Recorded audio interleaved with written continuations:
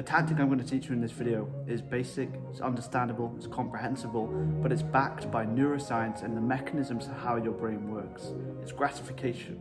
So, I'm going to ask you a simple question. Who is more disciplined, motivated, and driven? The guy who, when he feels hungry, goes out and gets a lot of food instead of doing his work, or the guy who feels hungry, does his work, and then gets the food?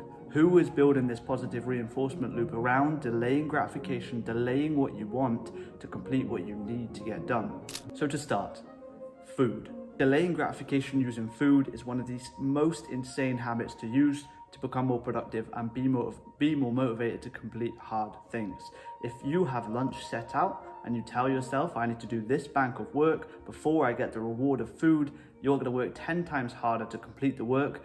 This is due to your brain knowing the reward. The dopamine is on the line. The reward is food, which from primitive background is the thing we need to sustain and live longer.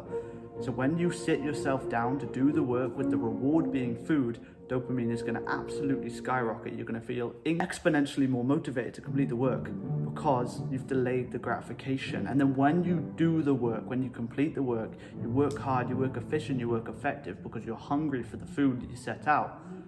When you consume the food, you get that final peak of dopamine and your brain's going to take a note. Your brain's going to take note that almost like when you train a dog to sit, the dog sits, you give it a treat. You complete work, you give it food.